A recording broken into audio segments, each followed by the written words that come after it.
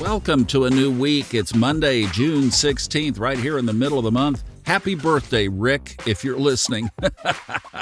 Happy birthday. Let's get a jump on lucky stars and find out if this week's going to lighten up any. Hi, Kristin. Hello, Thomas and Fun Astrology podcast. We start this week more challenging, but that begins to fade as Wednesday, Thursday, Friday move to cautionary. We do have a lucky weekend with lucky days both Saturday and Sunday as the sun approaches Jupiter and the moon approaches Venus. To find out more lucky stars days for next week, join the Lucky Stars Club. We can't wait to see you there. I hope you all have a wonderful week. Thanks, Kristin. And that's a perfect backdrop to how we're going to calculate the week.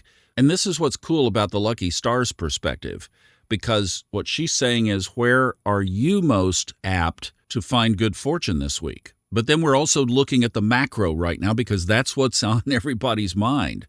And that picture parallels what Kristin just said, too. The beginning of the week is more challenging. The end of the week lightens up.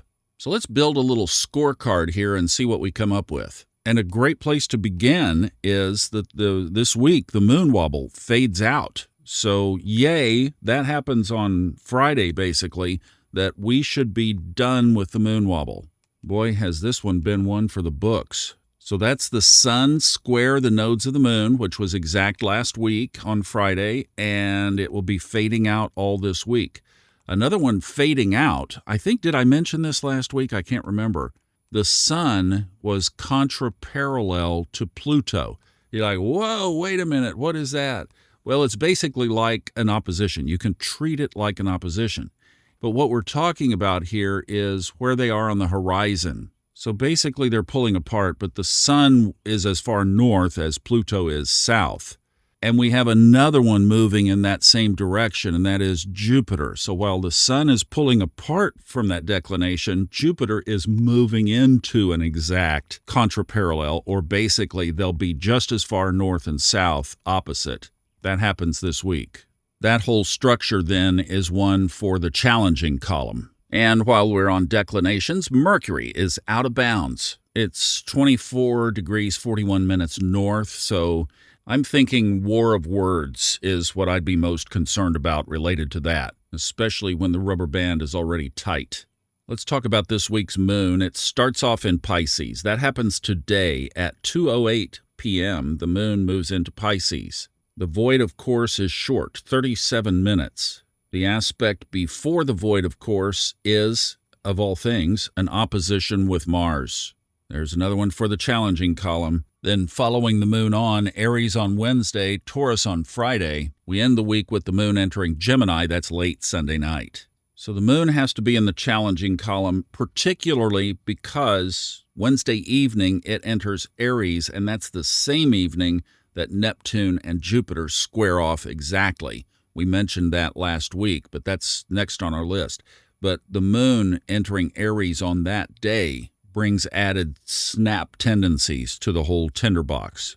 Then you know how Kristin said the end of the week gets better? Well, that is triggered on Friday because not only does that moon wobble fade out, but Friday night, 10:42 p.m. Eastern, the sun moves into Cancer. And Cancer's mothering, nurturing, protecting, intuitive, connected with the inside, subconscious, all of those characteristics are about as opposite of the war drums as you can get, and we need it. We'll take it. And then another positive one to close out the weekend on Sunday night, late, Mars sextiles Jupiter. But Mars, after Tuesday, has different characteristics. It's not the loud, bombastic, aggressive warrior Mars as it was coming out of Leo. Boy, this Mars in Leo about look at me, what's good for me, what's all about me, let me show you me. That's kind of like the drumbeat of the world right now. Well, from an evolutionary perspective, Steve Forrest's kind of astrology, Mars of aggression and action meets Virgo of let's finish the job, let's get it done right. Let's stay until midnight to get to a better stopping place. Let's get this finished. And let's make it perfect. Kristin is going to have more to say about this as well tomorrow, but I just want to stay with this evolutionary perspective because I find it very interesting that all of a sudden we're going to slam on the brakes and shift the characteristics.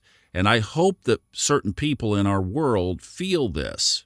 These world leaders that are making these critical decisions for so many things, at least maybe they'll put the aggression down a little bit. It will probably take a little while to kick in, but hopefully they tune in. For you and me, we have about 6 weeks because this goes into early August. We can shift our energy from less focus on ourselves. We can shift that to others, particularly mentoring as well. So as we focus on our soul growth, we might look at what areas do we try to push through and get things done too fast? Where do we need to do it well instead of just get her done? What are some steps we could do to improve our health over the next 6 weeks? That's another big Virgo characteristic, our health.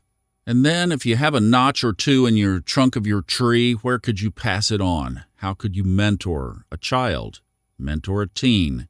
Offer good advice to a friend.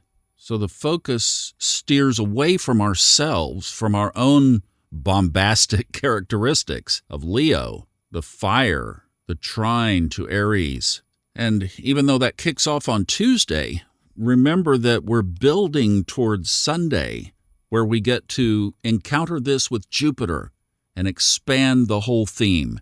So Kristin will talk more about this from her perspective tomorrow. I hope you'll come back and listen to that, because this is kind of, to me, the soul-based aspect of the week or event of the week. Again, it happens early tomorrow morning, 4:35 Eastern. Mars enters Virgo. I hope that sets you up well for the week, at least to get it started. Thanks so much for listening. Kristin back tomorrow. I'll see you on Wednesday. Have a great day, everybody. Lots of love.